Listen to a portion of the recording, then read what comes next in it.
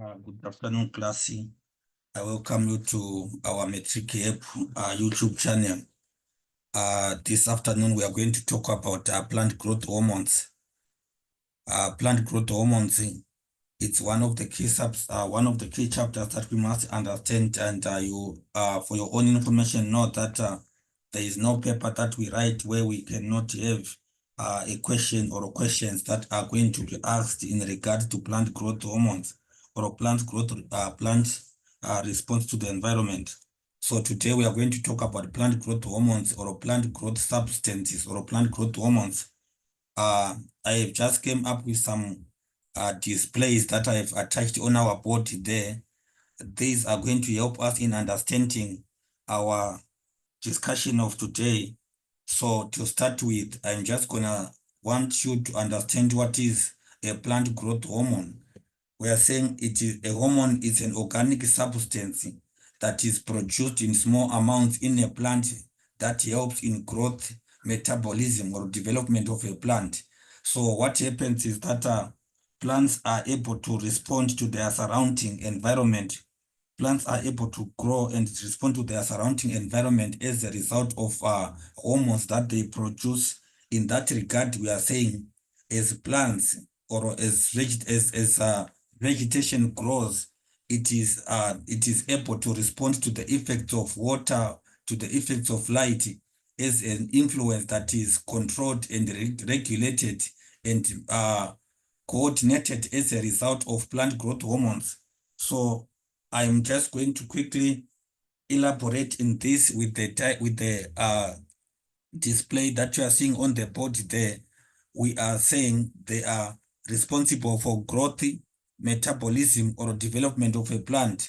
So in this regard, what I'm just gonna show you here now is that we want to see where are the hormones produced, where do we have the hormones produced, where are the hormones produced. So in other words, we are saying these growth hormones that we are saying organic substances, where are they produced in plants? Where are they produced? Where are the hormones produced? Where are they produced? Where are they produced? Plant growth hormones are produced on the freshest part of a plant. Plant growth hormones are produced at the freshest part of a plant, which we are saying that they are produced.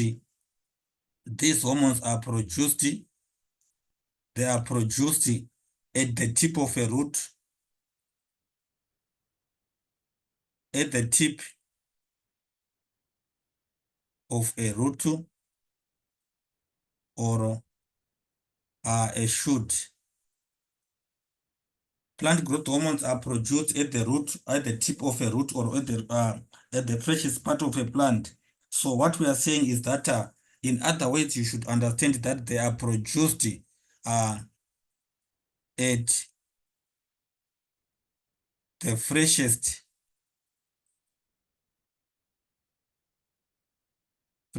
part of a plant, freshest part of a plant. As I have shown above there, that it is the root or it is the it is the shoot. So in other words, what is happening is that the tip of the root or the tip of a plant, of the tip of a root or the tip of a shoot, it is where the hormones are produced. In other words, we want to start with the with the auxins. I'm going to talk about the auxins in this regard. So before we go there, what I was saying is that we want to look on types of hormones, on the types of hormones, the types of hormones. We have got basically three types of them that we just need to talk about. We basically have three types of hormone that we are going to talk about here. We are saying we have got one, we have got the auxins. Two, we are saying we have got the auxins, we have got the gibberelins,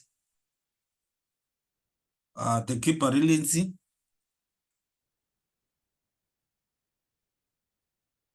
and then eventually the third one, which is the abscisic acid. The abscisic acid,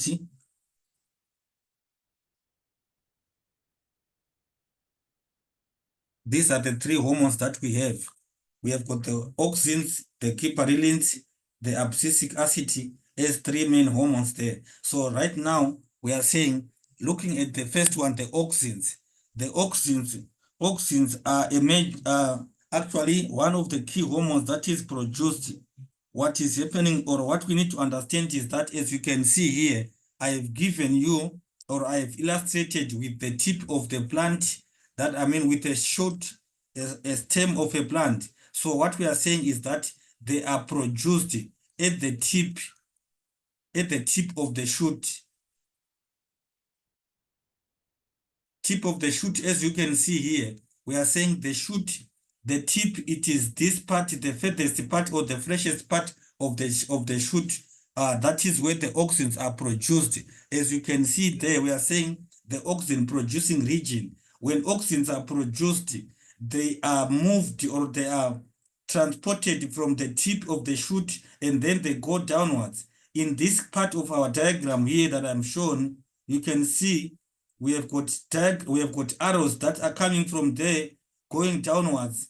These arrows are just showing the movement of the auxins as they are produced, which I'm showing with the red arrows there.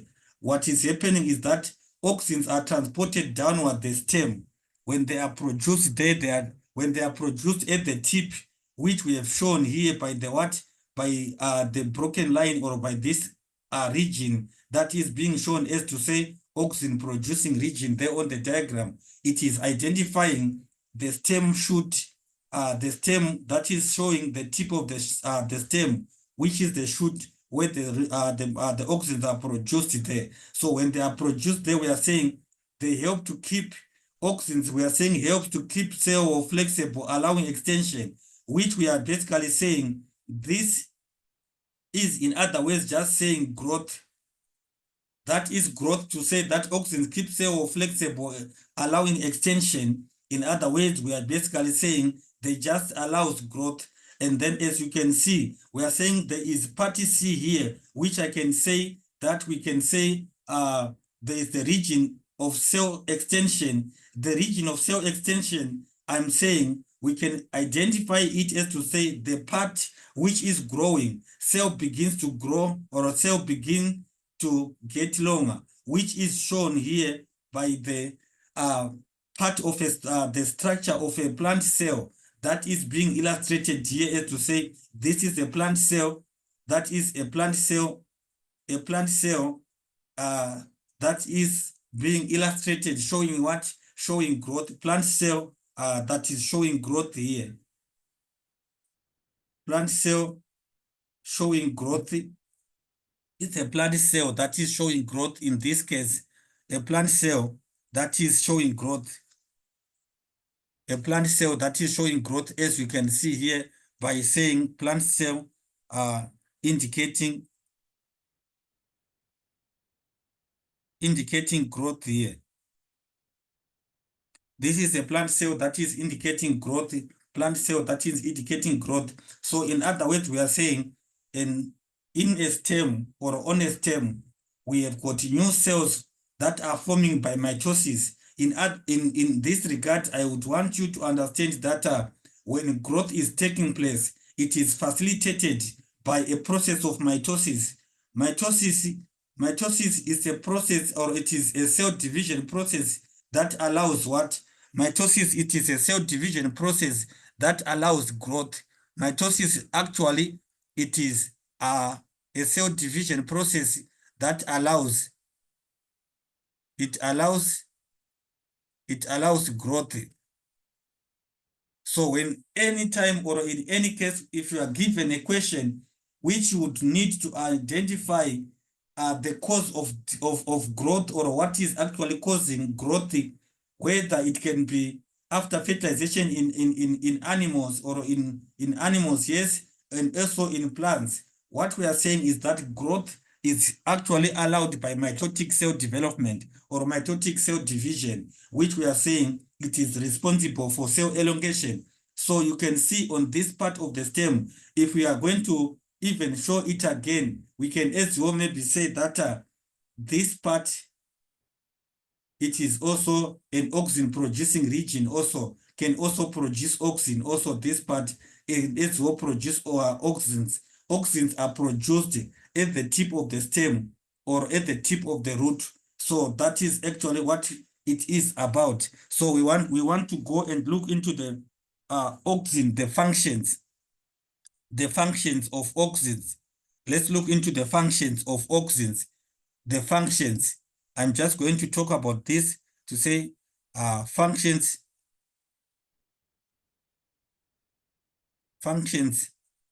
of auxins. What are the functions of auxins? The functions of auxins. One, we are saying auxins brings about bending reaction in plants.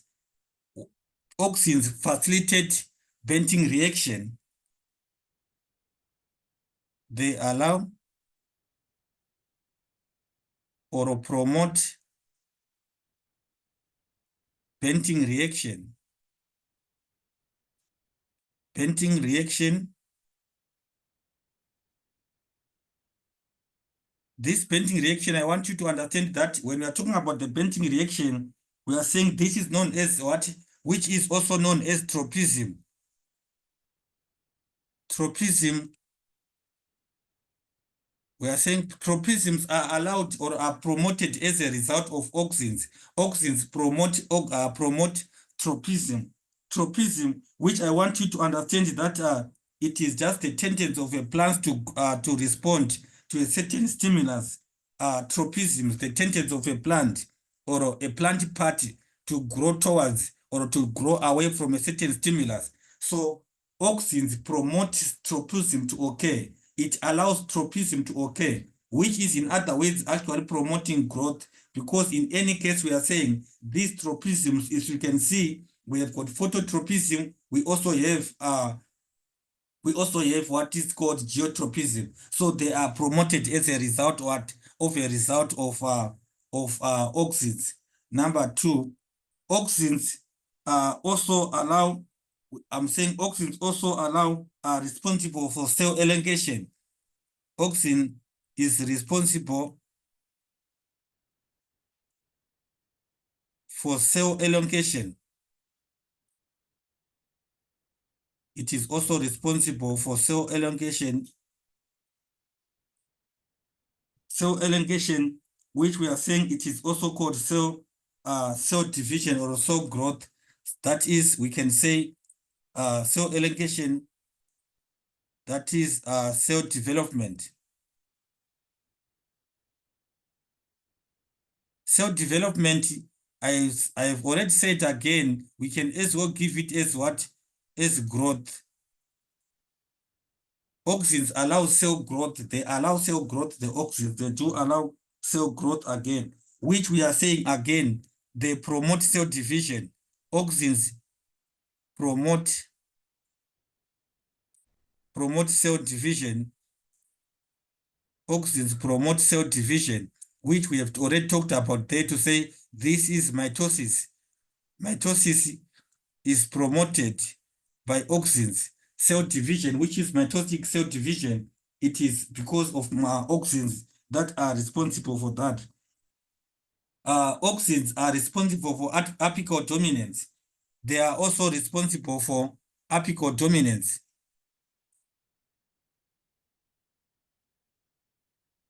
Responsible for apical dominance.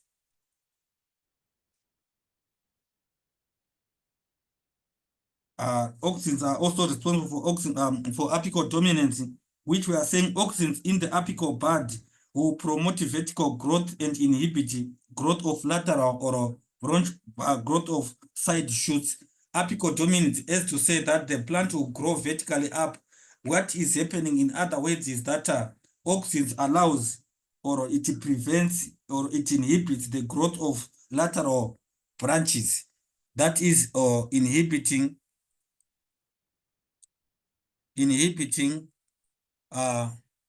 growth of lateral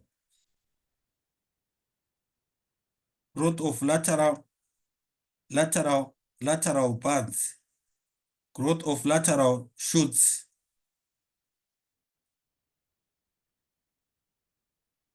growth of lateral shoots.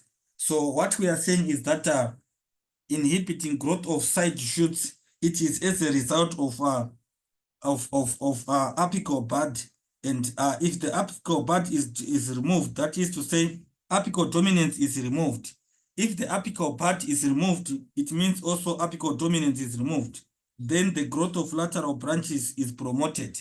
What we are saying is that if you can see in many times when in vegetation or in plants, when they grow vertically up, what happens is that quite often times we would say that they keep on growing tall, but if the apical bud is removed, it would enable the plant to start having side shoots. So side shoots are promoted by the removal of the what?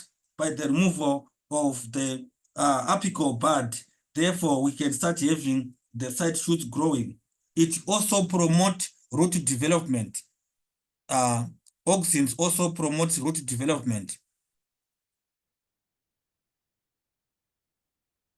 Promote root development,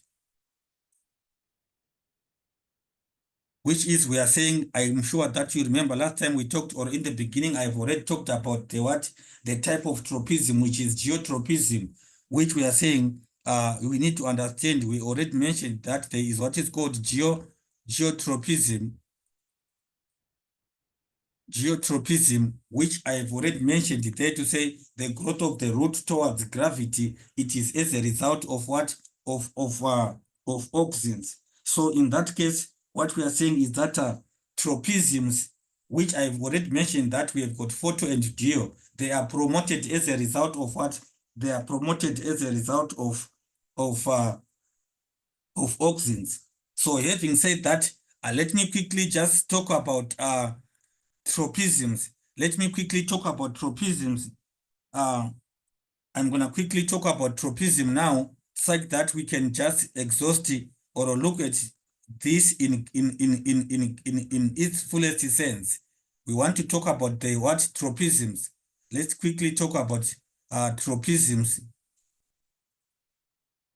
Tropisms, types of tropisms.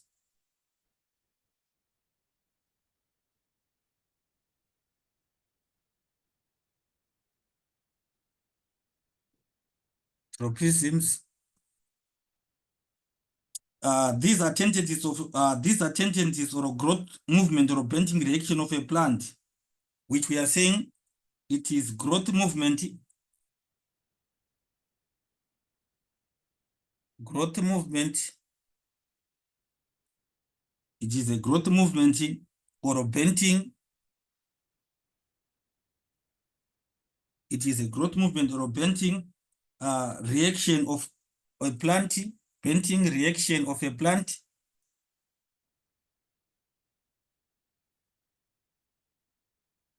It can be of a plant as a whole, of a plant, bending reaction of a plant, or a part of a plant. Plant or a part of a plant. Or a part of a plant. Or a part of a plant in response to an external stimulus. Part of a plant in response. In response to an external stimulus. External stimulus. So what we are saying is that the growth movement of a plant or a part of a plant, which we are saying is the bending reaction of a plant or a part of a plant in response to an external stimulus, is what you call tropism. So in that case, what we are saying is that the direction of growth or bending of a plant depends on the direction of the stimulus, which is affected by the direction of the stimulus affected the bending reaction. Bending reaction is affected or is dependent, is affected by the direction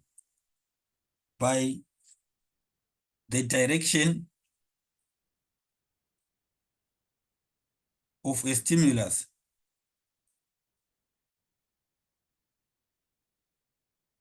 The direction of the stimulus affect or affect the bending reaction.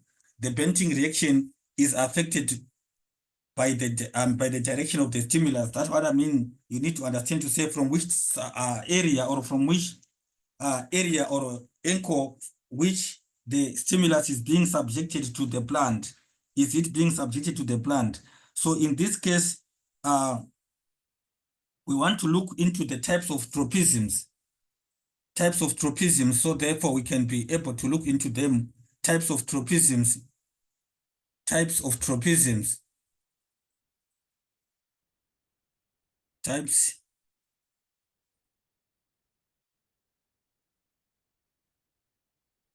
of tropisms.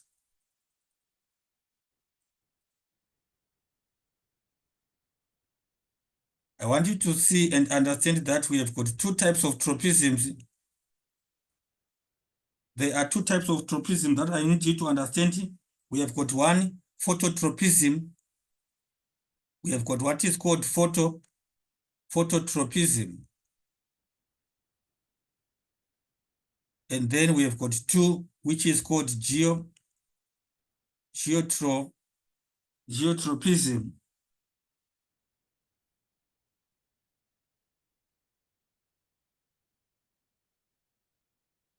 So in regard to this, let's define them and then see what are we talking about.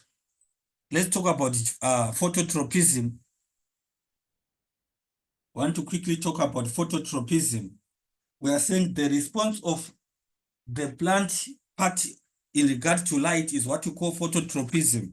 Types of tropisms, and then we have defined them there. And then we are saying, let's talk about them. What is phototropism? Phototropism. Phototropism is the growth movement of a plant organ in response to the stimulus of light. Growth movement of a plant. It is growth movement of a plant or a part of a plant or a part of a plant in response to light. In response to light.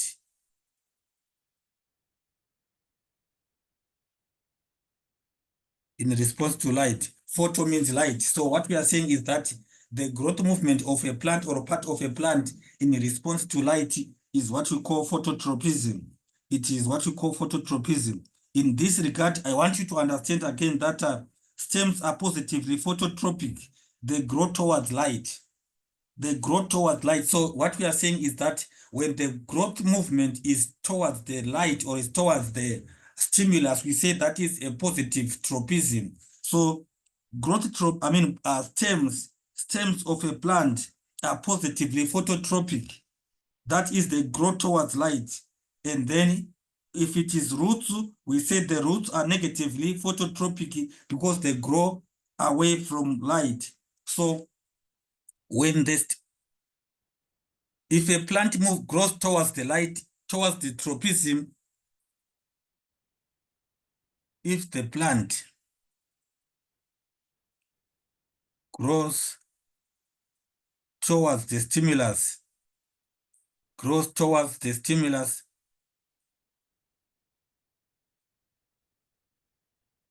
it is known as positive tropism. It is known as positive tropism towards the stimulus.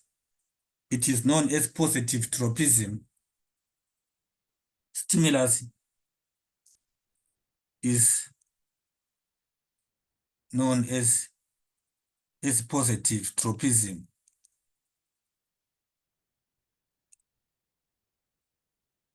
So in this case, we are saying, e.g., the stems are positively, or the stem, we say that the stems, they grow towards light, and then we say they are positively phototropic.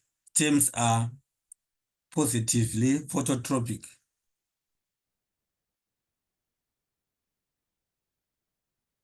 Are positively phototropic.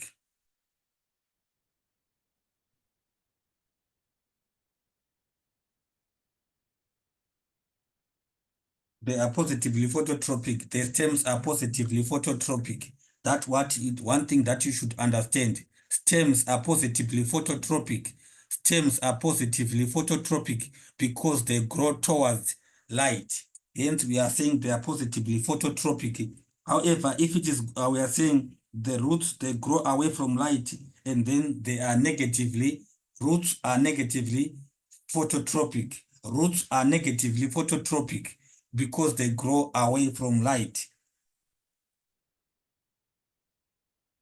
Roots are negatively phototropic.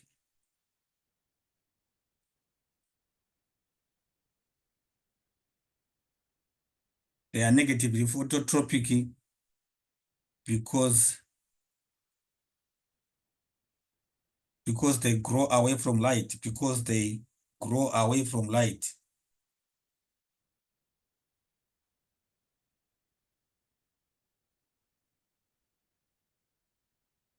Because they grow away from light. That's what we mean by this. So I would want us to look at geotropism as another type. We said phototropism as one, and then we can say number two, geotropism. Geotropism. What is geotropism? Is the growth movement of plant organs in response to stimulus of gravity. Growth movement. It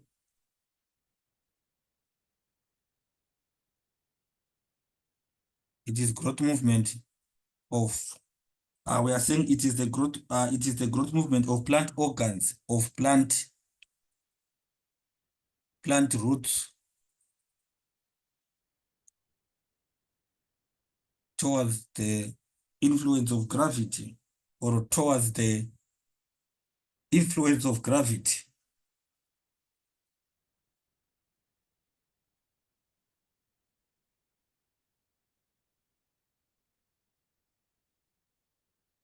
Towards the influence of gravity.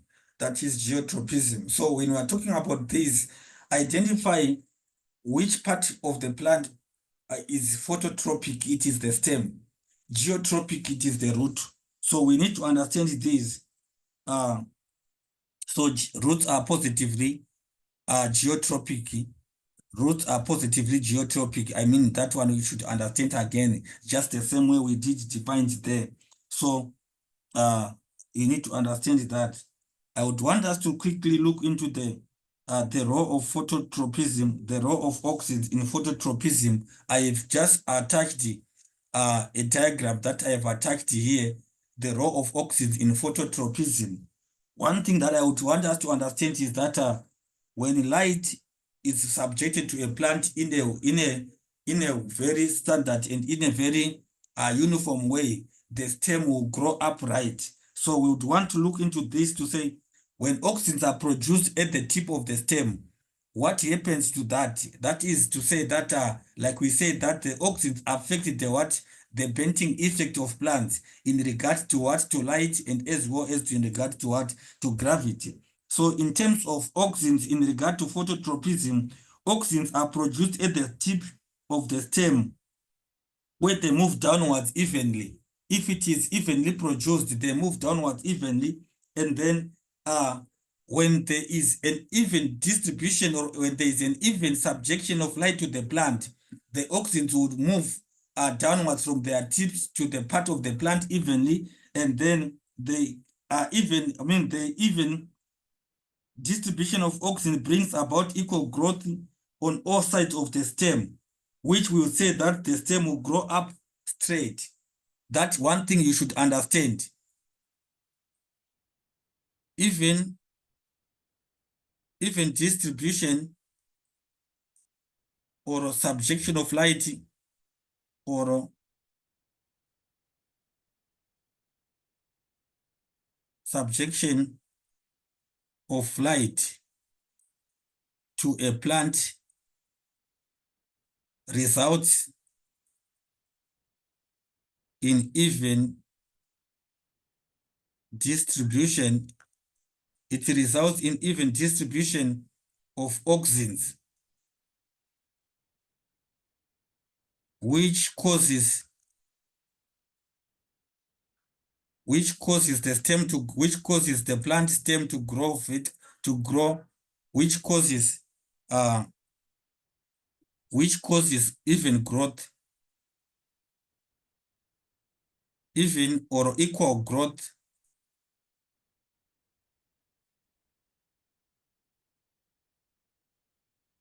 of the stem.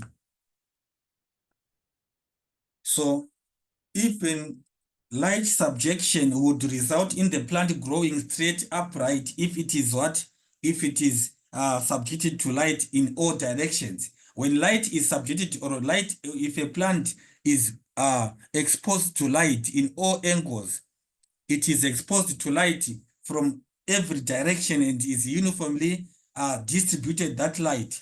What would happen is that the plant will grow upright, straight, and then it is as a result of the even distribution of the auxins, which is because the auxins are equally spread within or among or within the plant, that would result the stem, or which will cause the stem to grow upright and straight, or equal growth of the plant of the stem in the vertical direction.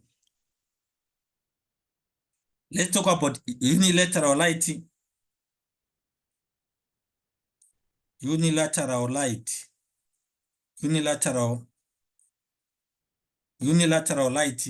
We are talking about light from one direction of this light. Unilateral light. Unilateral light. Unilateral light. What happens when a plant is exposed to light from one direction? When a plant is exposed to light from one direction, what would happen there? When a plant is exposed from, light from one direction, we are saying when the stem is exposed to unilateral light from one side, that is light from one side, light from one side, light from one side. What happens when the light is exposed from one side? The bright light side suffers from a shortage of auxins.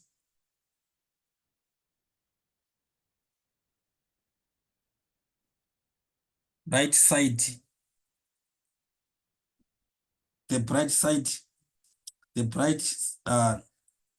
bright lit side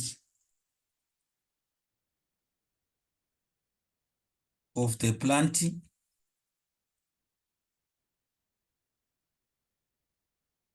it suffers from shortage of auxins.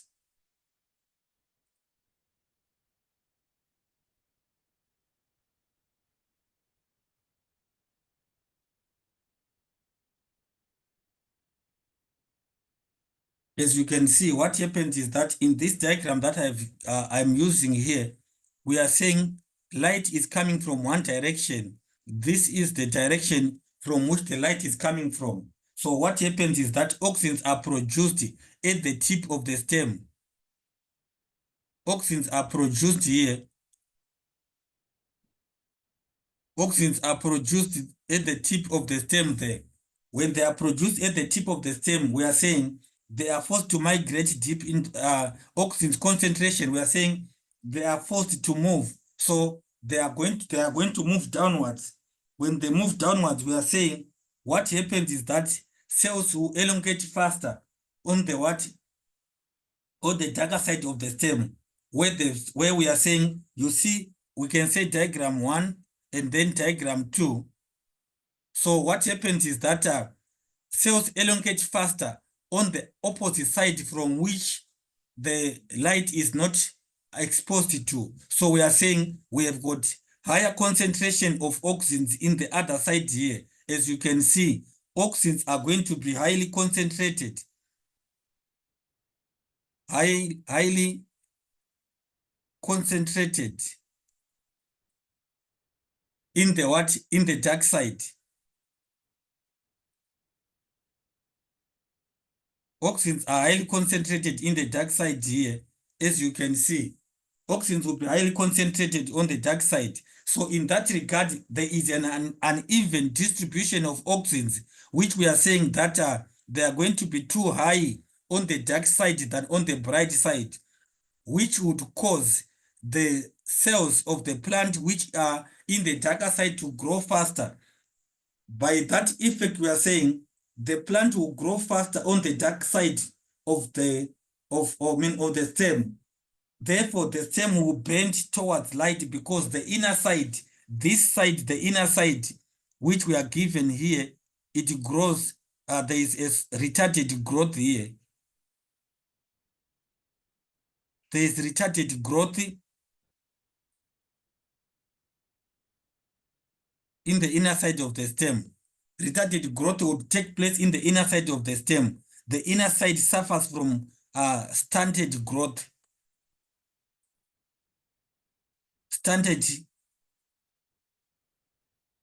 Stunted growth in the inner side, and then there is a faster growth on the outer side, which would therefore would be shrinking and causing the stem not to grow upright. So I'm saying an even distribution of light will cause the stem to bend towards the source of light because of the uneven distribution of what? Because of the uneven distribution of the auxins, whereby the auxins will be highly concentrated on the darker side of the plant of the stem than the bright side or the brightly exposed side of the stem. Then the stem will bend there. So let me just give some few notes here. I'm just gonna add some points, some notes here, such that we can see what we are talking about. We can see what we are saying. Light side, light from one side. We are saying bright side of the stem suffers from shortage of auxins. That is correct. And then probably because of auxins are destroyed by the light, or because they move to the side of the stem, to the dark side of the stem. Probably it is the shortage of auxin, probably because the auxins are destroyed by the light. Auxins are destroyed. Probably auxins are destroyed by light. They are destroyed by light, or they migrate, or they move, or they migrate or move to the dark side.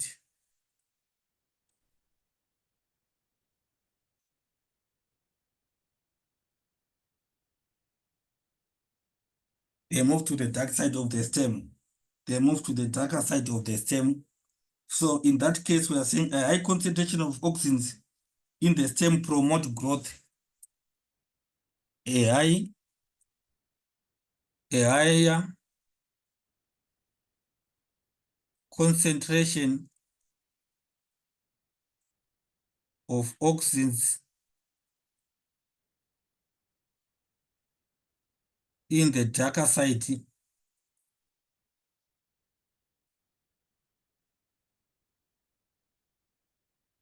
will promote fast growth,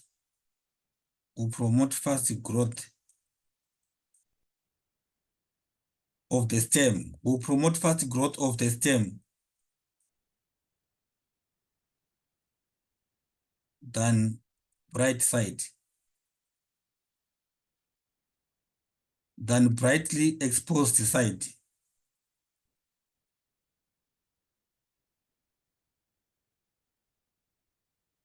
than brightly exposed side.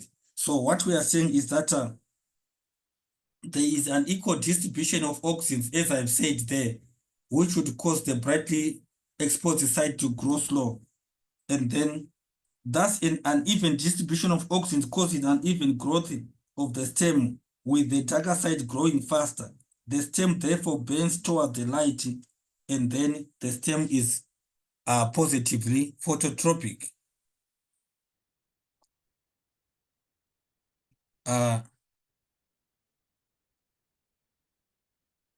Therefore, the stem will, will bend towards light.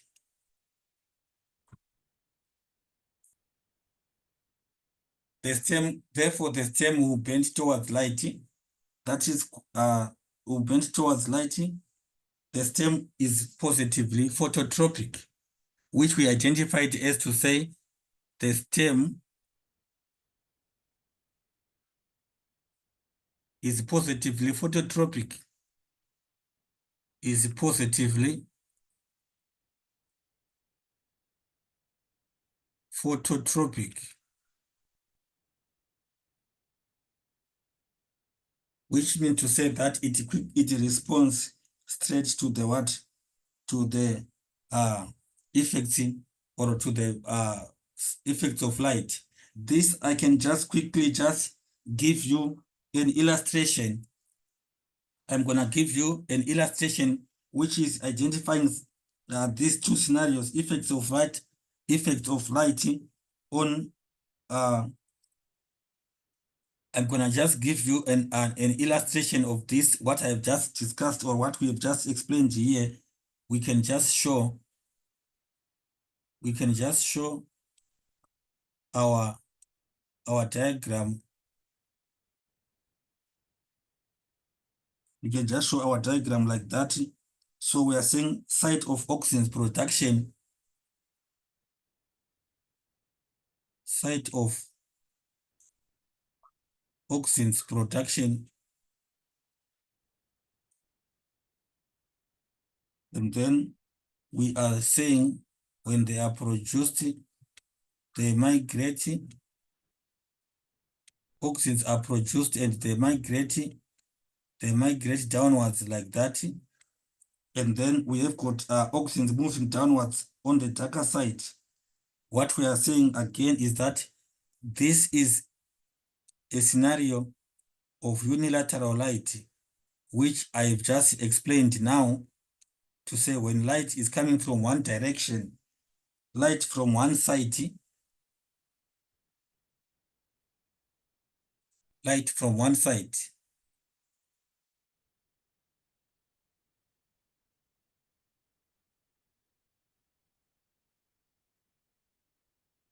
light is received from one side, as you can see there. And then we are seeing auxins moving downwards on dark side.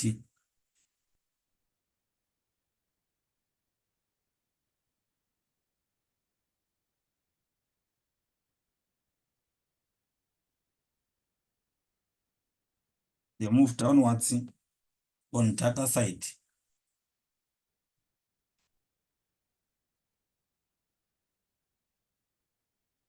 On darker side, as you can see there, we are saying our auxins, they move downward on darker side, as you can see there.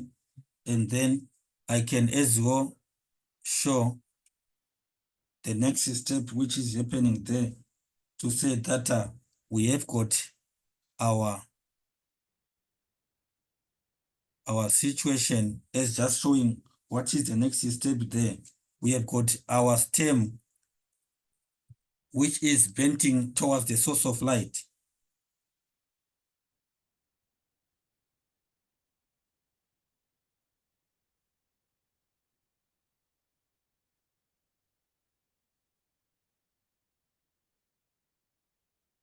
We have our stem bending, our stem that is bending towards the source of light.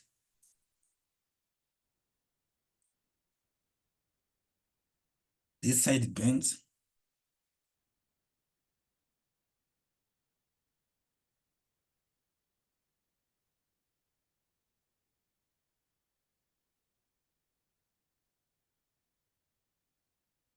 the stem bends towards source of light.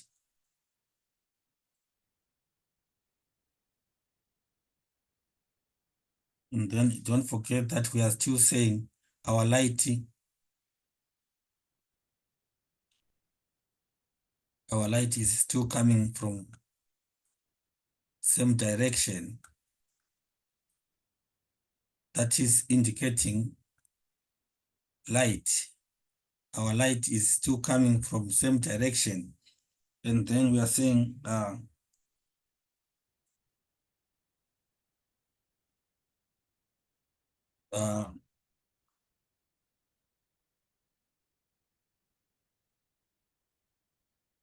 dark side grows fast.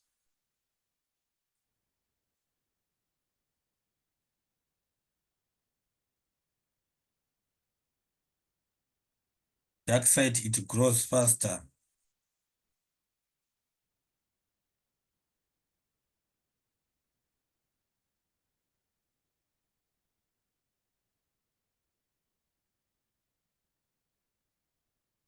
So this is our light source anyway.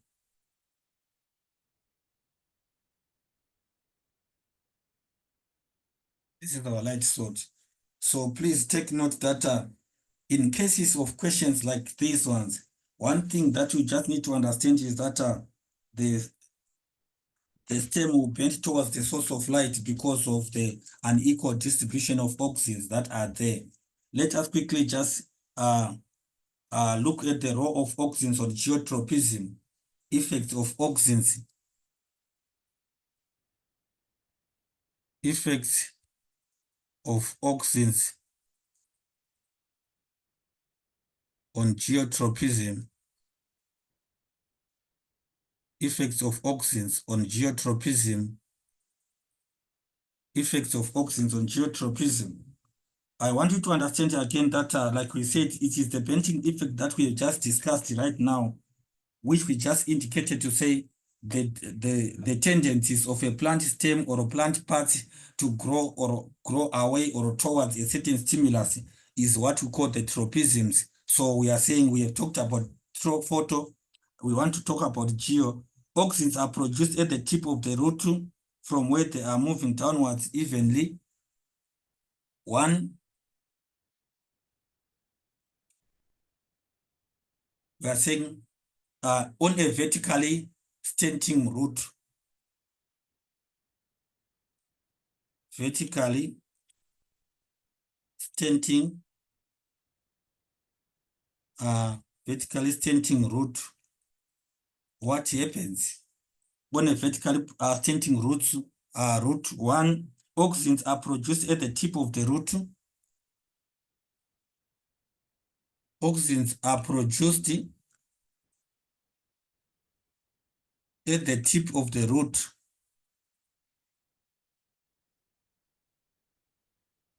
At the tip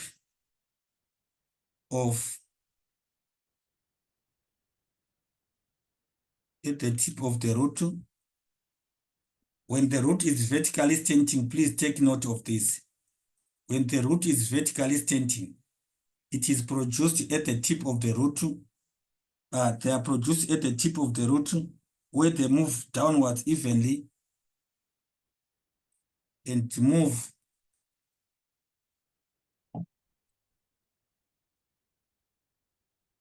downwards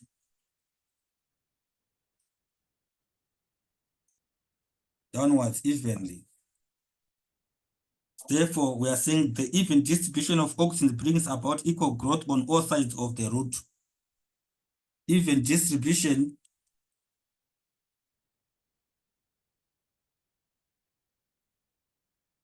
of auxins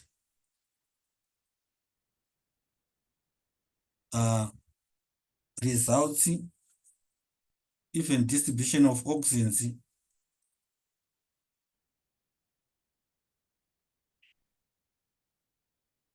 results in equal growth of the roots.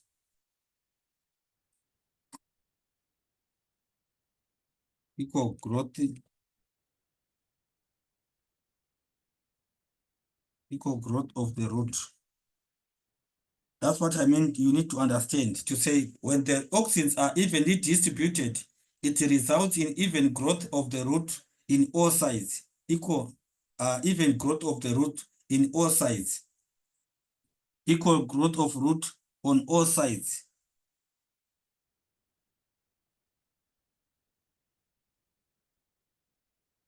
That's one key point that we should understand.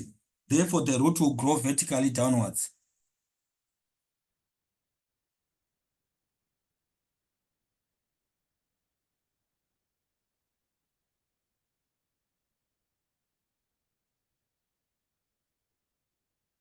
The root will grow straight downward.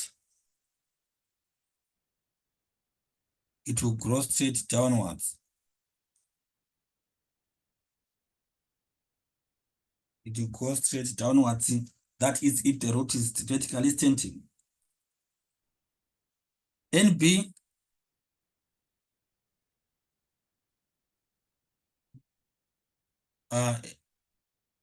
NB, take note, horizontally placed root.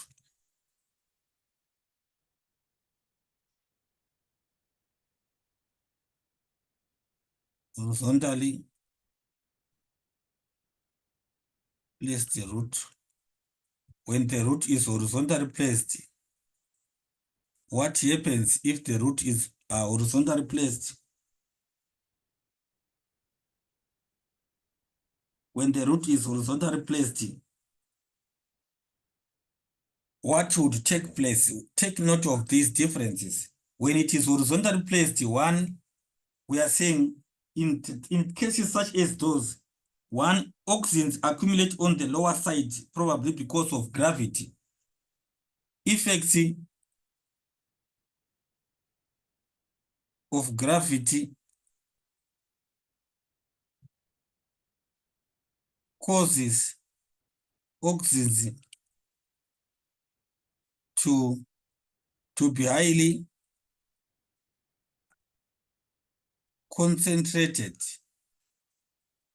on the lower side of the root, to be highly concentrated on the lower part of the root, to be highly concentrated on the lower part of the root, and then on the lower part or side of the root, a higher concentration of auxins, in the root inhibit growth.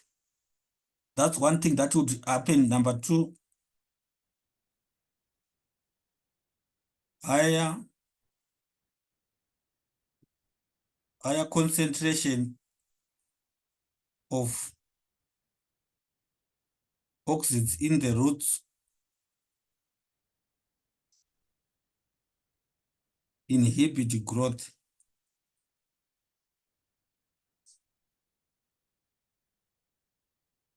It inhibits growth,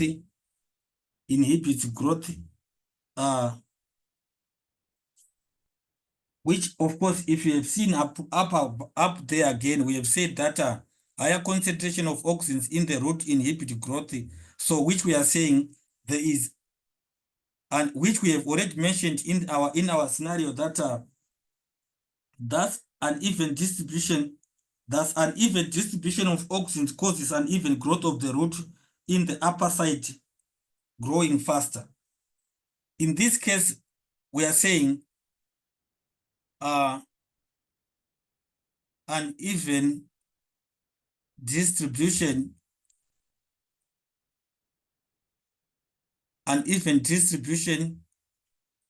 of auxins,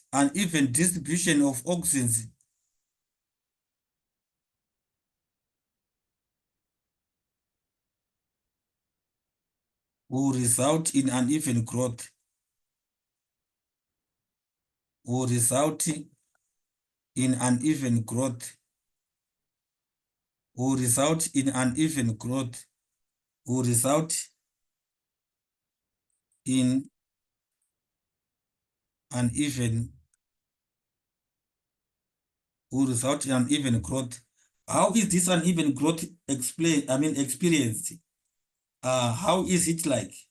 In this case, what we are saying, the upper side is growing faster, causing the upper side of the root upper side to grow faster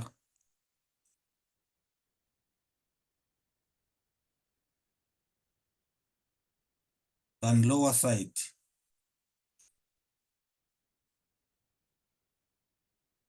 It grows faster than the lower side. And then that's the root will bend towards what gravity.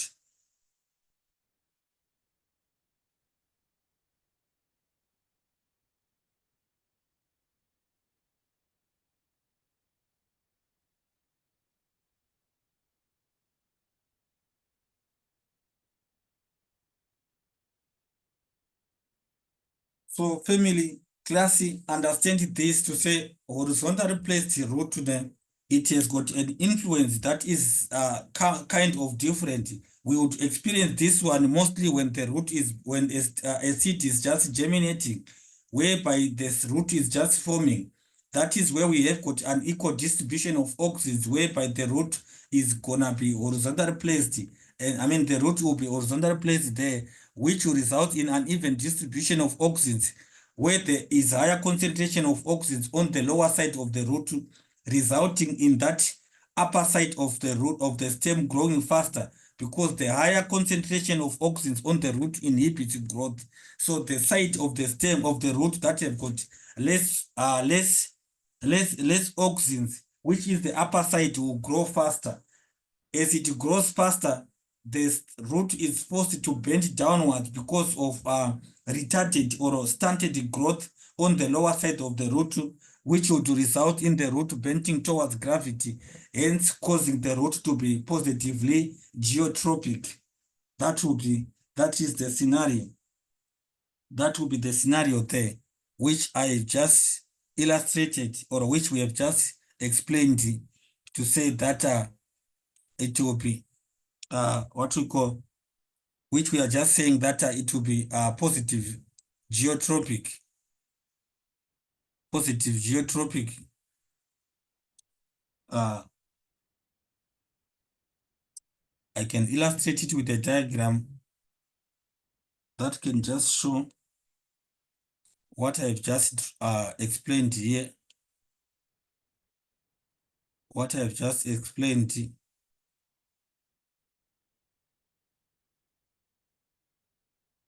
So, obviously, like I said, the auxin producing region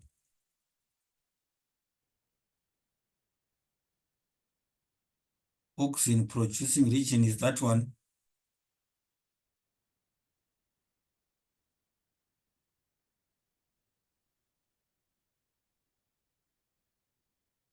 Is the auxin producing region there.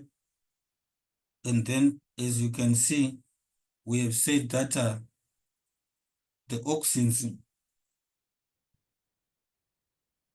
this red mark, it is showing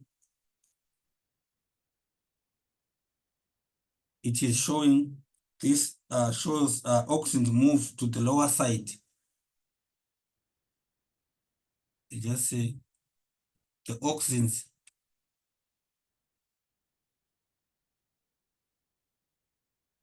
they move to the lower side. Auxins move to the lower side there, as you can see. And then we have got our arrow there that is showing the next step. The side of the stem grows slow of the root.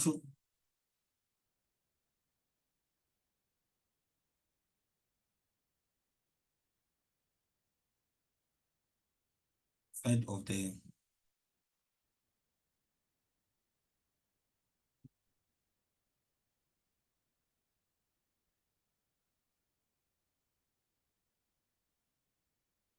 and then root tip grows towards gravity.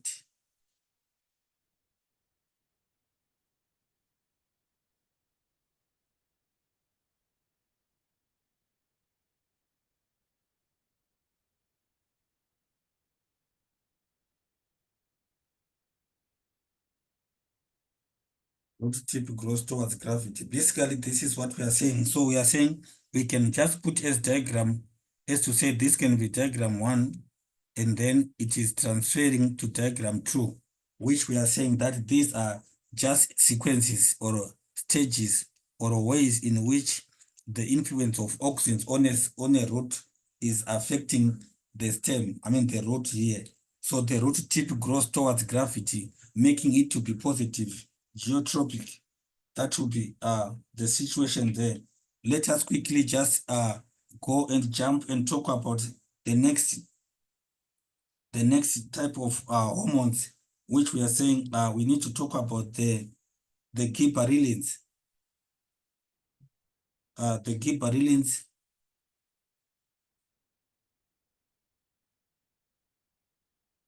The gibberelins, these are also plant growth hormones, which we are saying brings about elongation of the internodes of stems. Brings about elongation. Gibberelins brings about elongation of the internodes of stems. As to say, where stems are joining, they grow as a result of this elongation of the internodes.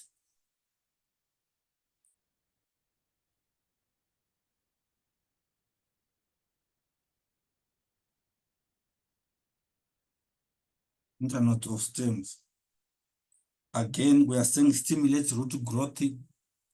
Gibberelins also stimulate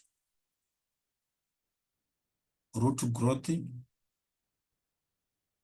Gibberelins stimulate root growth as well. That's to say they also allow or promote growth of roots. We are also saying that again that they promote development of flowers. Promote development of flowers.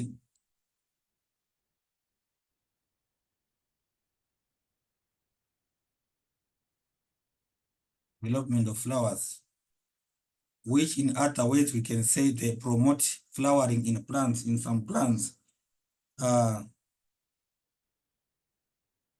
It also promotes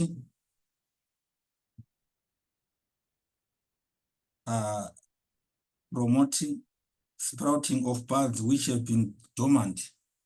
Promoting sprouting of buds which have been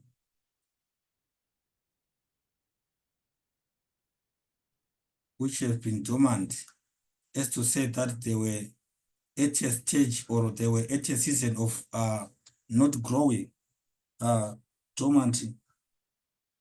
At the same time, we are saying it breaks seed dormants in this case, breaks seeds.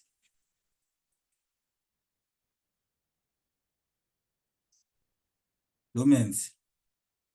I want you to understand to say dormants, we are saying a season of we are saying a dormant, it is a season or time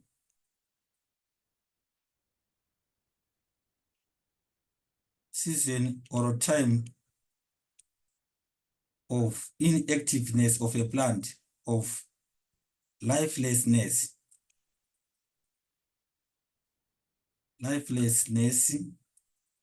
of a plant.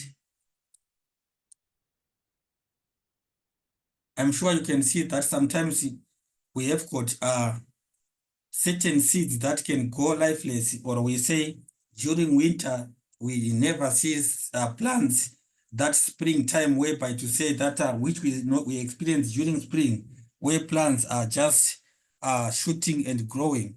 We don't see it happening during winter or during times where they should not grow. So what we are saying is gibberellins are a plant growth hormone that helps to preserve certain plant species by avoiding them to grow in seasons which are not promoting their lives and stuff. And then increases fruit size. It also increases fruit size. Gibberellins also increases fruit sizes. So what we are saying is that these gibberellins, they are a plant growth hormone which activates vegetation when spring is about to happen, germination of seeds, activation of the germinating or of the active parts of a plant. They are activated as a result of the gibberellins, as you can see there. So what we are saying is that they actually promote a season of retarded metabolism in plants, to say plants would start or would grow, but with a pace that is very slow, as like you see grass turning grayish during winter. It is a time whereby they are just not being actively growing because the season is not conducive enough. So in other words, gibberellins, they promote plants to survive stressful conditions. They allow plants to endure and survive stressful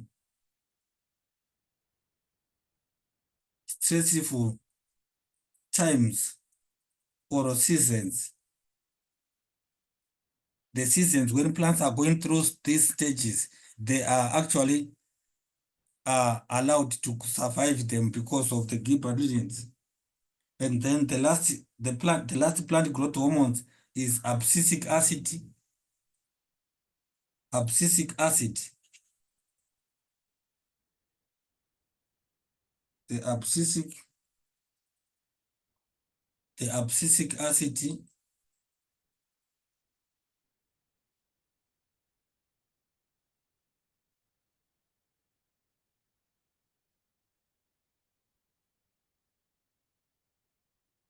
abscisic acid is the last plant growth hormone that we just need to talk about. One, it brings about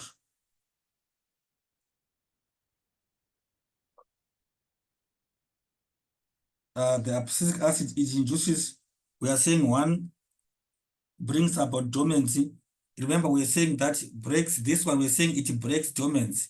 Breaks is to say that it allows the plant to start growing, the first one that we've been talking about there. So in this case, we are talking about citric acid. It's actually like, it brings about dormant of seeds by slowing down germination and dormants of apical dormants. It actually brings about dormancy, brings about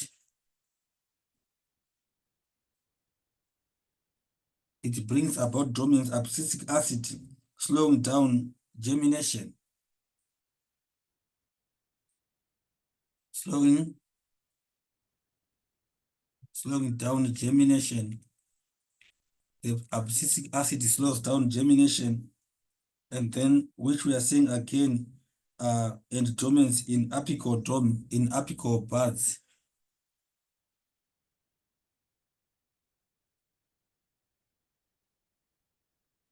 Uh, Germination and dormants of apical buds.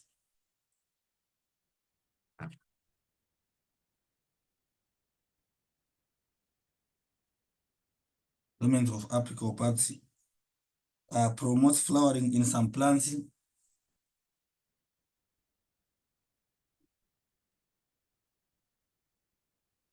It promotes flowering in some plants.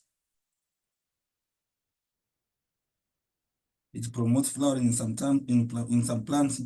It helps in closing of the stomata and during periods of water shortage or drought. Promote drought resistance.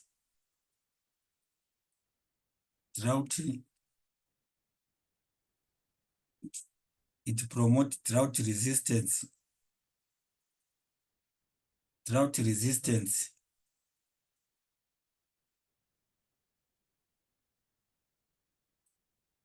in plants by closing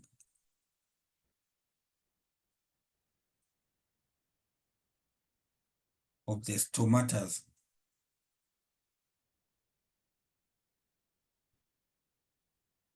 These are the stomatas we are just talking about, the small spaces or the tiny walls that are found on plants leaves that would enable transpiration, and then it promotes aging, the aging of the leaves.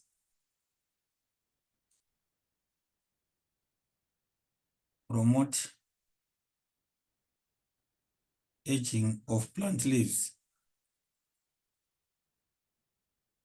That is to say, allows plant to shed leaves.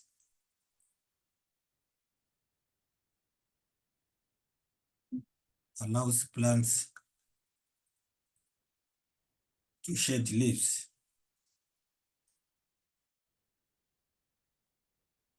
It allows plants to shed leaves. It allows plants to shed leaves. That is quite correct. So what we are saying is that the concept that you should understand is that gibberellins, it breaks dormants, and then the abscisic acid, it promotes dormants. It brings dormants in plants. The abscisic acid, it brings dormants. Gibberellins breaks the dormant to say that when plant goes through a season of sleeping, they are activated to life again as a result of the abscisic acid. So abscisic acid, it breaks that time, it brings back plants to life. And then gibberellins, it is actually like, I mean, abscisic acid, it actually causes plants to be at a sleepless time. You understand? That's what is happening there. So gibberellins actually like they break that time, and then the abscisic acid brings about the sleeping or the lifelessness. The lifelessness is brought about by abscisic acid, and the gibberellins, they break that lifelessness to say that plants should start sprouting. The sprouting season, which we are talking about, to say that what we are saying, the sprouting season that we are talking about, that starts in winter. I mean, after winter, which is the spring season, it is brought about by the breaking of the seed dormants, which is done by the gibberellins. So please take note of this to say abscisic, it brings seed dormants, and then gibberellins breaks the seed dormants. I'm sure that you are getting it very clear, and it is making sense. Last but not least, we want to talk about plant defense mechanisms as the last part. Plant defense mechanisms. Plant defense mechanisms as last but not least. Plant defense. Plant defense mechanisms. Plant defense mechanisms. I'm sure that you understand that plants also, they go through what you call, they are also involved in a food chain, which we should understand that they are mostly the primary source of food for most of the organisms that we have. Plant defense mechanisms.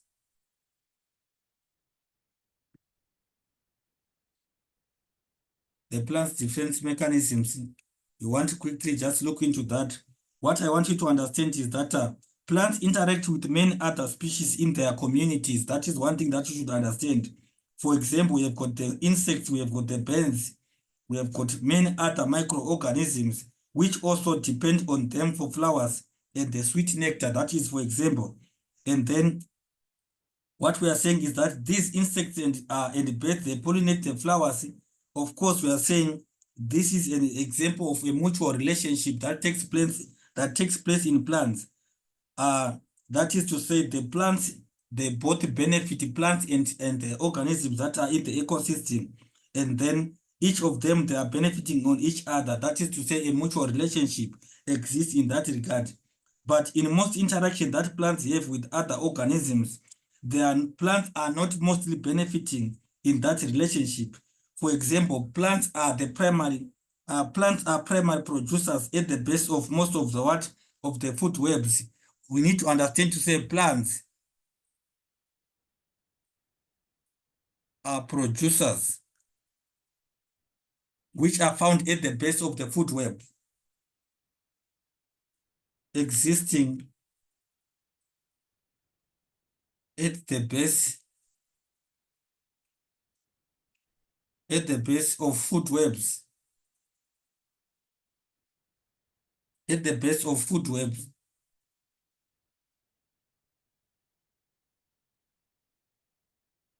That I think you should understand that one, to say they are therefore attacked and eaten by what? Causing them to be attacked and they are attacked and eaten by animals, which we call that they are called what? Which we call that they are called herbivores. Herbivores, we are saying these are animals, organisms that feed on vegetation. Herbivores, they are attacked and what? Eaten by the herbivores.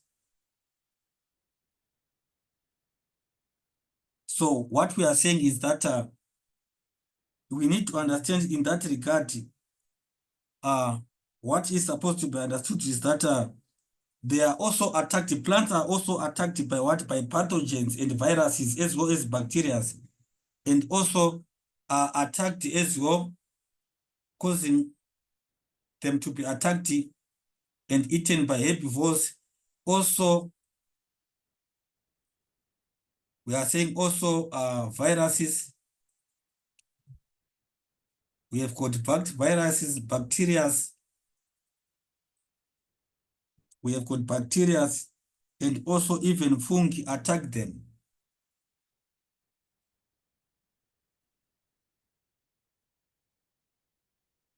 They attack plants. They attack plants. And then in that case, what happens? We are saying which resulting in various diseases,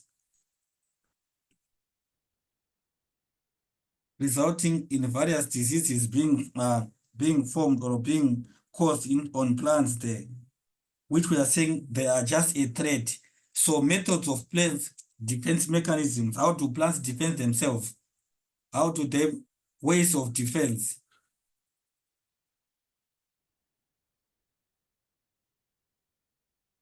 Ways of defense, which plants use. One, we have got the physical method.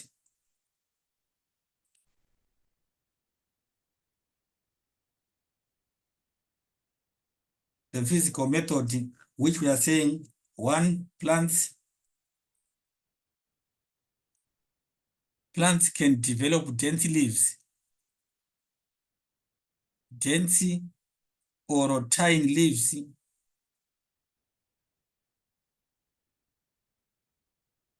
which makes them, the plants can develop dense or tiny leaves such that plants are not, animals or organisms are not able to feed on them.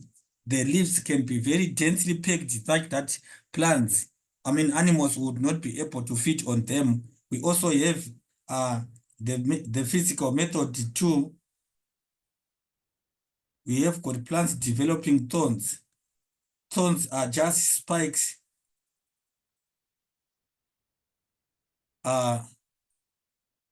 which we are saying they prick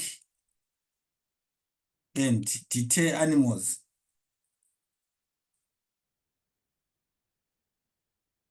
Animals from feeding on them, deter animals from eating them.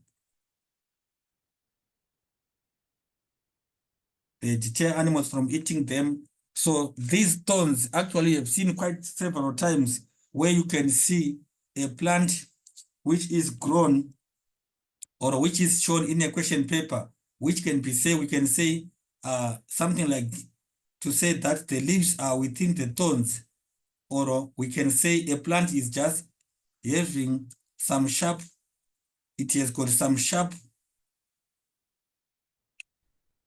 the plant has got some very sharp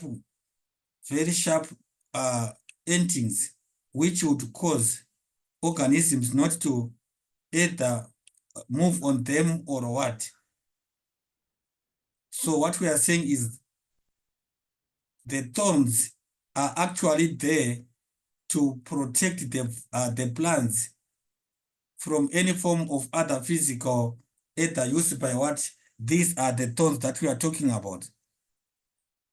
We are saying these are the thorns that we are referring to. Quite often you see that either the leaves can be found, we can also maybe have the leaves being very small.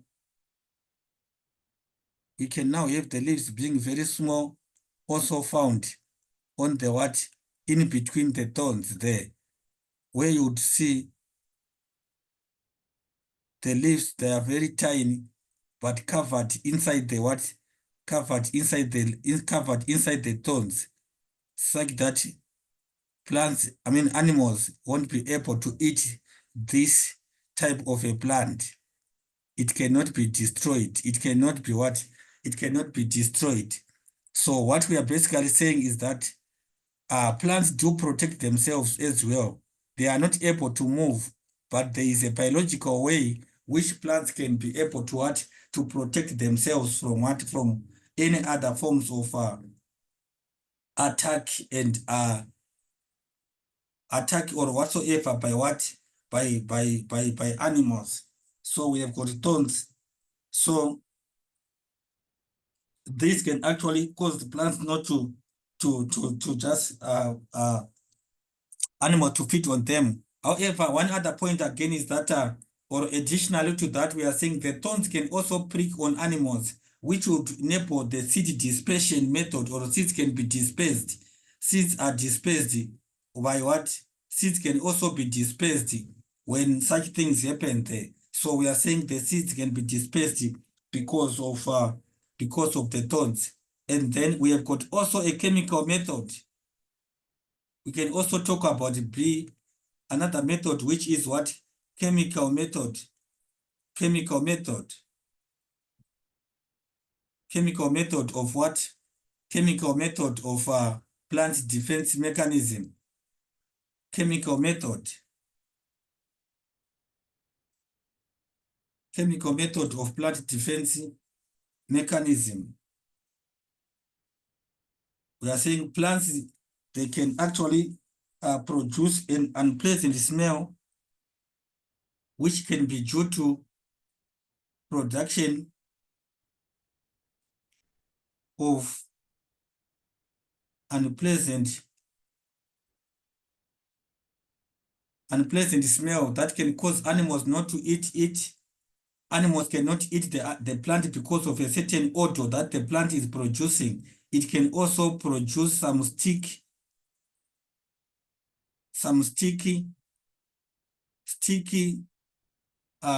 milky, unpalatable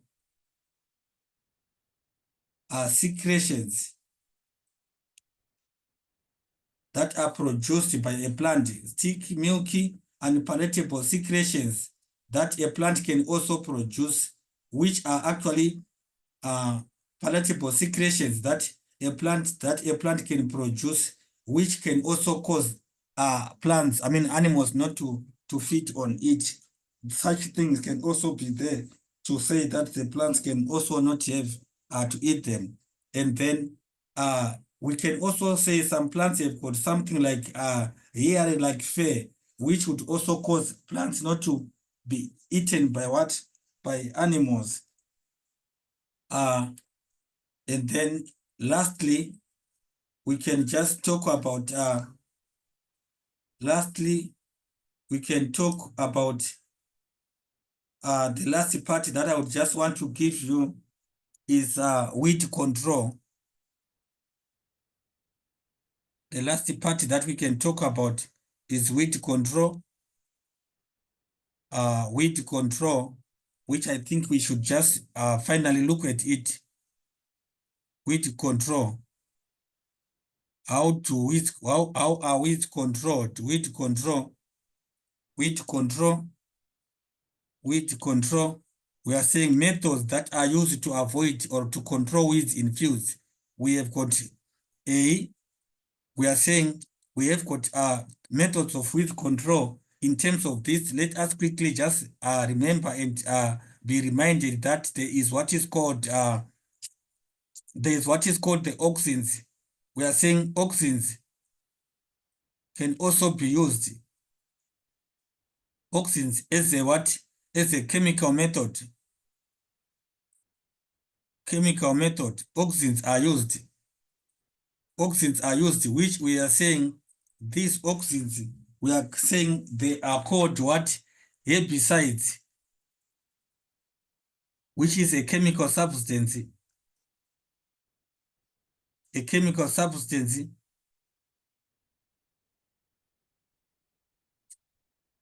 that is used to kill weeds.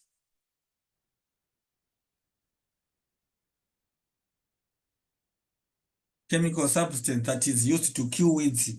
That is a herbicide. So what we are saying is that most often we have got 2.D, which is an auxin substance that is used there, which is an auxin substance that is a herbicide that is used. Normally it kills a specific type of weeds, which we are saying it is for broad-leaved weeds. So what we are saying is that this weed is what is selective. It is selective. It is a selective method. It is a selective method. So what we need to understand again is that advantages of chemical method. Advantages of chemical method.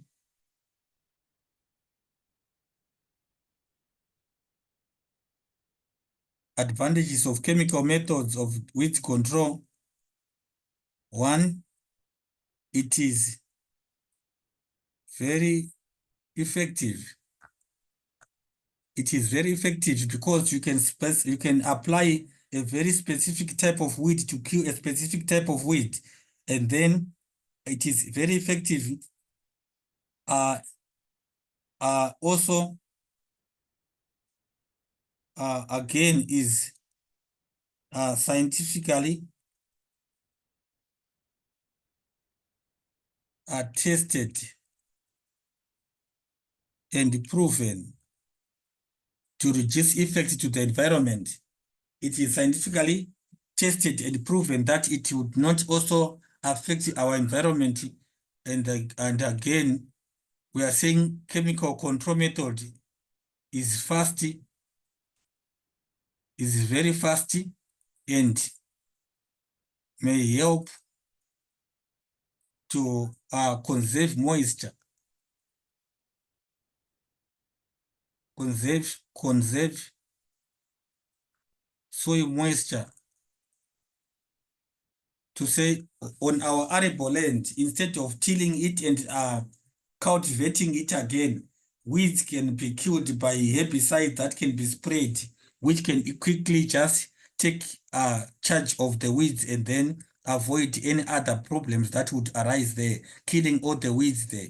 So the disadvantage,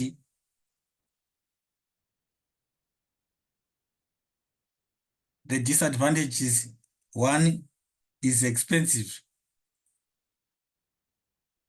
Not all people are able to buy this. It is expensive, hence is not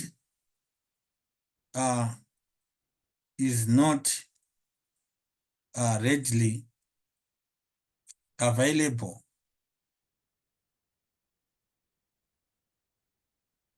Is not readily available. That's a disadvantage there. And then the effect may also, number two, may have very detrimental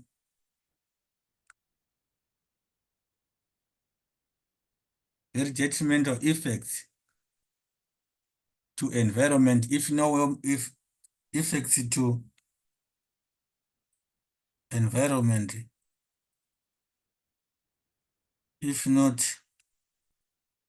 properly used or managed. If not properly used or managed, it can cause detrimental, if it will cause very dangerous effects, which would cause mass extinction of other effects, other organisms in our ecosystems. We can say number two, as in another method of weed control, we have got mechanical method. Mechanical method, it is also very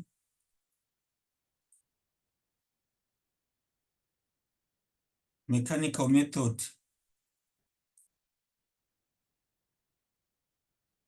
which we are saying use of machinery, use of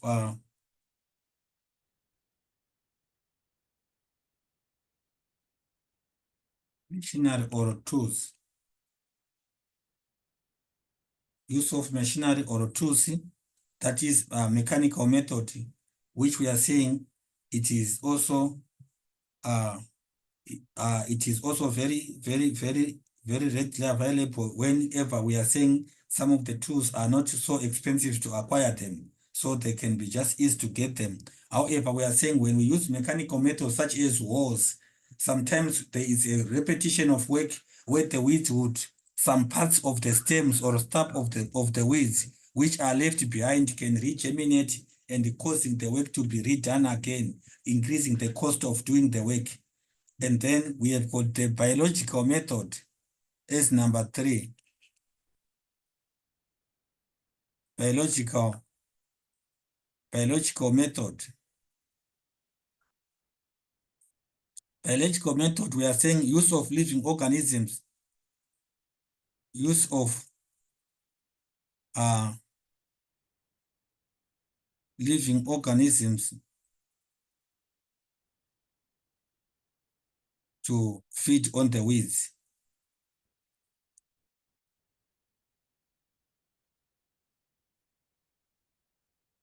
That can also be another method, which is biological method. So what we are saying is that this method, we can introduce some animals, some kind of organisms that would come and feed on the type of weeds that are supposed to be get rid of. So in that regard, we are saying it is one other method that can be also be used. So the problem with it again is that the new organism that might be brought in here can also become a problem on itself. Organism that might be used might result being a problem on its on the farm or on the field on its own. That means to say they may feed on the indigenous plants instead of targeting the weeds. The organisms might feed on the indigenous plants. We are saying indigenous plants may be destroyed by the organisms, by the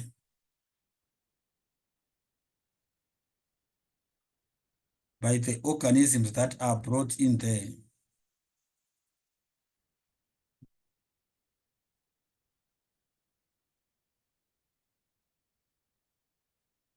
So what we are saying is that there are three methods of weed control, which I have said to say we have got the what? We have got the chemical method, which is the herbicides. We have got the mechanical method, which is use of machinery and tools.